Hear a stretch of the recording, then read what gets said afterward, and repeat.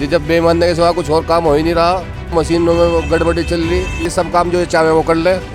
जब आ गया हिंदू मुस्लिम की बात आ जाए वहाँ तो सब खत्म हो जाए। भाई ये तो आपस में जो है वही कर लीजिए, हिंदू मुस्लिम का मसला करके इलेक्शन में कामयाब हो जाए अपना। मसला तो एंड में वही है जी, बेईमानी का मसला है। वोट कितनी कर ले, उससे पेपर से वोट नहीं करवाते, मशीनों में गड़बड़ी रहे। नीचे से ऊपर तक के सारे यही हैं, अपनी जैसे मर्जी में आते हैं ऐसे कर लेते हैं। सबको फायदा तो नहीं होता। किसी का बिजली का बिल है रुका हुआ है। और इस सरकार की करनी और कतनी में बड़ा अंतर है। पहली सरकार जो वादे करती थी वो पूरे करती थी, ये सरकार जो वादे करती है वो पूरे नहीं करती। आप देख रहे हैं भारत लाइव हिंदी, और भारत लाइव हिंदी पे लगातार आपको दिखा रहे हैं 24 के चुनाव को लेकर जनता का ओपिनियन। क्या कहती है जनता, कौन होगा देश का अगला प्रधानमंत्री और किस तरीके की राय जनता के दिमाग में है, लगातार आपके सामने ला रहे हैं। आज फिर इस कड़ी को जोड़ते हुए फिर आज जनता के बीच पहुंचे हैं और जानने की कोशिश करेंगे कि एक तरफ बीजेपी है और एक तरफ पूरा विपक्ष है। और अगर बात की जाए उत्तर प्रदेश की तो समाजवादी पार्टी ने भी 16 अपने प्रत्याशियों के नाम घोषित कर दिए हैं। तो फिलहाल यहाँ पर कुछ लोग मौजूद हैं जिनसे जानने की कोशिश करेंगे कि आखिर किसका होगा राज तिलक और कौन होगा प्रधानमंत्री का वो चेहरा जो बैठेगा पीएम की कुर्सी पर। तो आइए इनसे थोड़ा सा राय ले लेते हैं, जान लेते हैं कि आखिर इनके मन में क्या सवाल चलता है और 24 के चुनाव को लेकर किस तरीके से देखते हैं। जी, क्या नाम आपका? मेरा नाम मोहम्मद आरोन है। क्या लगता है आपको, जैसे 24 के चुनाव करीब है, फरवरी का महीना चल रहा है, बहुत जल्द चुनाव होने वाले हैं, तो क्या लगता है आपको कि 24 के चुनाव में अगला प्रधानमंत्री पक्ष का हो सकता है या विपक्ष का हो सकता है? विपक्ष का लग रहा जी मैं तो। अच्छा, क्या चीज़ें आपको लगती है कि विपक्ष का चेहरा आपको लगता है कि विपक्ष कामयाब हो सकता है? क्योंकि पिछले चुनाव में हमने देखा और अभी 5 राज्यों में हुए चुनाव ने ये दर्शा दिया है कि अभी भी मोदी लहर बाकी है। जी जब बेईमानी के सिवा कुछ और काम हो ही नहीं रहा, बेईमानी चलेगा खुला है नहीं जी? जी बिल्कुल। अच्छा, क्या बेईमान है? बेईमानी मशीनों में गड़बड़ी चल रही है जी, नीचे से लेकर ऊपर तक सरकार इनकी सब काम जो चाहे वो कर ले। तो आपको यही लगता है? तो जैसे आप ये मान रहे हैं कि विपक्ष का, फिर तो आपको ये कहना चाहिए ना कि विपक्ष तो कहीं जीतने का ही नहीं, क्योंकि जब आप इस तरह की बातें कर रहे हैं। मैं यही तो कह रहा जी, क्या मैं तो उसे मान रहा ना, भाजपा को मान रहा ना विपक्ष के, विपक्ष का होगा ये है। तो अब मुझे आप एक चीज़ बताएं, जिस तरीके से 10 साल गुजर चुके हैं, इसमें आपके लिए या खासकर कहा जाए कि मुसलमानों के लिए क्या कुछ कर पाई है सरकार? नहीं क्या तो है जी, खैर पर बाद में आके तो सारा रल जाना हो।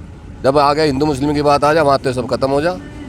अच्छा, तो बीजेपी को आप किस तरीके से देखते हैं? क्या आप ये मानते हैं कि वो हिंदू मुस्लिम के बीच खाई खोदती है या फिर ये मानते हैं कि भाईचारे को बढ़ाती है? भाई ये तो आपस में जो है वही कर लीजिए, हिंदू मुस्लिम का मसला करके इलेक्शन में कामयाब हो जाए अपना।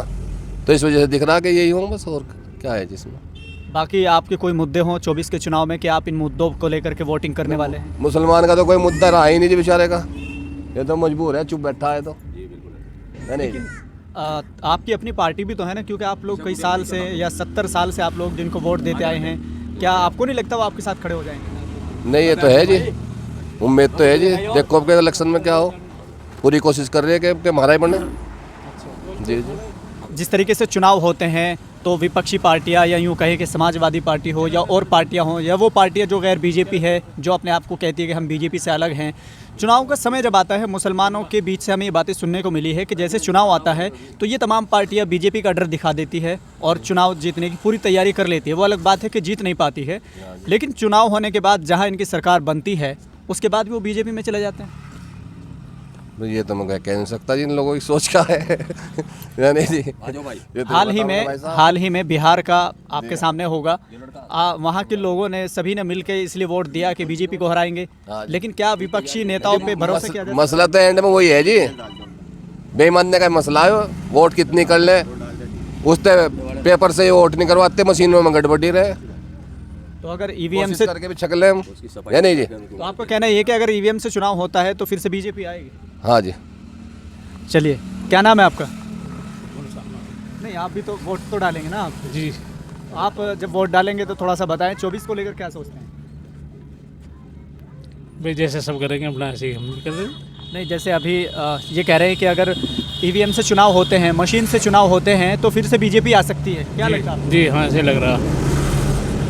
अपनी नीचे से ऊपर तक के सारे यही हैं, अपनी जैसे मर्जी में आते हैं ऐसे कर लेते हैं। तो लेकिन चुनाव तो अब से पहले भी हुए हैं, एक पार्टी सत्ता में रही है तो कई पार्टी ऐसी थी जो अलग रही हैं, लेकिन वो भी बाकायदा तौर पर मेहनत करती रही। लेकिन ऐसा क्यों लगता है आपको? जी बता तो दिया कि नीचे से लेकर सभी ऊपर तक इन्हीं के हैं और सब अपनी अपनी हिसाब से देख रहे हैं जैसे भी है। आपके मुद्दे क्या होने वाले हैं 24? मुद्दे क्या बताएं। अगर आपसे साफ तौर पर कहा जाए कि आप जैसे वोट डालने के लिए जाएंगे तो हर कोई अपने दिमाग में मुद्दे रख के जाता है कि मुझे गैस फ्री मिलता है या सस्ता है, या मुझे ये चीज़ सस्ती चाहिए, या मुझे एजुकेशन सस्ती चाहिए। हर किसी के अपने मुद्दे होते हैं, तो आपको क्या कोई भी एक बता सकते हैं? भाई ये तो मुद्दे सबके लिए उठ रहे हैं, जो चाहते हैं ये है, लेकिन सबको फ़ायदा तो नहीं होता। किसी का बिजली का बिल है रुका हुआ है, किसी के कृषि कार्ड है और है, जिसको देखते हैं उसी को कर देते हैं। क्या नाम है आपका? मैं डॉक्टर इमरान अंसारी, जिला पंचायत सदस्य। आप जिला पंचायत सदस्य हैं तो काफ़ी आपने विकास किया होगा। ये मेरे वार्ड में है। अब विकास के लिए मैं बता रहा हूँ आपको, जनता को चाहिए विकास, और विकास के मुद्दे पे सरकार फेल है। मैं खुद जिला पंचायत सदस्य हूँ मौजूदा, 3 साल करीब होने को आ रहे हैं।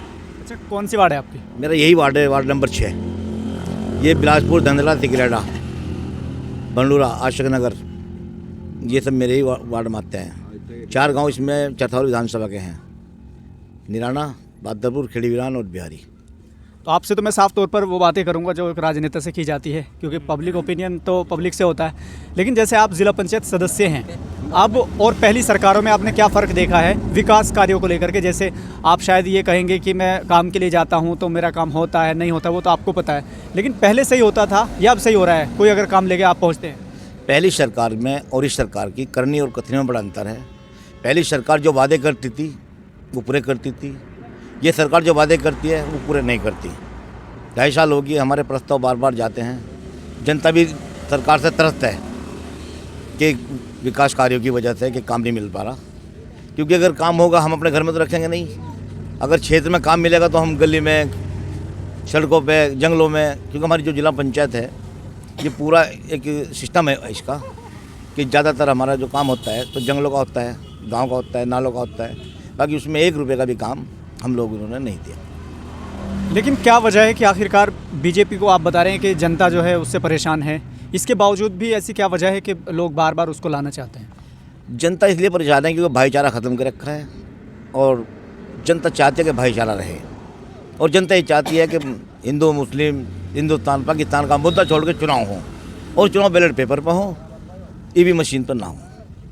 आप कह रहे हैं कि हिंदू मुस्लिम वो तमाम चीज़ें इसमें होती है, लेकिन अगर देखा जाए तो आप किस सरकार को सपोर्ट करते हैं वो आपका मैटर हो सकता है। लेकिन एक चीज़ मैं आपसे जानना चाहूँगा कि आप कह रहे हैं कि हिंदू मुस्लिम करते हैं, लेकिन मेरा एक सवाल है कि उत्तर प्रदेश का ज़िला मुजफ्फरनगर जिसमें हम लोग सब रहते हैं, सबसे बड़ा दंगा विपक्ष की ही सरकार थी, समाजवादी की सरकार थी, इसमें बहुत बड़ा दंगा हुआ है, और जिसकी देन कुछ लोग कहते हैं कि आज पीएम मोदी अगर सत्ता में है तो मुजफ्फरनगर का दंगा समाजवादी के दौर में हुआ, और समाजवादी के दौर में ही मुसलमानों से वादा किया गया था रिजर्वेशन का, लेकिन वो सब चीज़ें कहाँ चली गई? ऐसा है, ये 2013 का जो दंगा हुआ था ये तो बहुत नासमझी में हुआ था।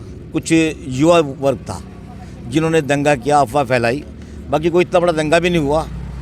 बाकी दंगे को एक ऐसा रूप दे दिया गया जैसे गृह युद्ध, हर गांव में ऐसा माहौल बना दिया कि जैसे गृह युद्ध छिड़ने वाला हो, और उसी दंगे की देन है कि पूरे हिंदुस्तान में जो इलेक्ट्रिक मीडिया, प्रेस मीडिया, जो प्रचार किया गया वो बहुत गलत किया गया। बाकी इस तरह का प्रचार होना नहीं चाहिए, जनता को समझना चाहिए और जनता को सड़क पा जाना चाहिए, जनता को अपने हक की लड़ाई लड़नी चाहिए। देश बर्बादी की तरफ जा रहा है, जनता नहीं चाहती कि हमारा देश बर्बाद हो। ये लोग अपने देश से बहुत प्यार करते हैं, क्यों मुसलमान आखिरकार आप देख रहे होंगे कि कभी इस देश के बारे में कोई गलत अल्फाज नहीं बोलता, न इस देश की बुराई करता, क्योंकि इन्होंने यहाँ का अन्न खाया है, इस माटी से बने, इस माटी में इन्हें मिलना है। लेकिन बीजेपी की ओर से लगातार इस तरह के बयान दिए जाते हैं जिसमें डेली हम न्यूज़पेपर देखते हैं या सोशल मीडिया वेबसाइट्स देखते हैं जहां पर डेली भड़काने की पूरी कोशिश की जाती है, तो उसको देख के लगता है कि क्या बीजेपी सरकार मुसलमानों के हित में कुछ कर पाई है या नहीं कर पाई है? ऐसा है, जैसे मान के चलिए आप, ये सरकारें चल रही है, सरकार गलत नहीं है, हम गलत नहीं कहेंगे। जो छुट भैया नेता है जो सरकार को बदनाम करते हैं, जो हिंदू मुस्लिम की बात करते हैं, जो दंगा फिसाद की बात करते हैं, उन पर सरकार अपना तंज कसे और उन्हें सबक सिखाने का काम करे। हम सब लोग चाहते हैं कि भाईचारा रहे।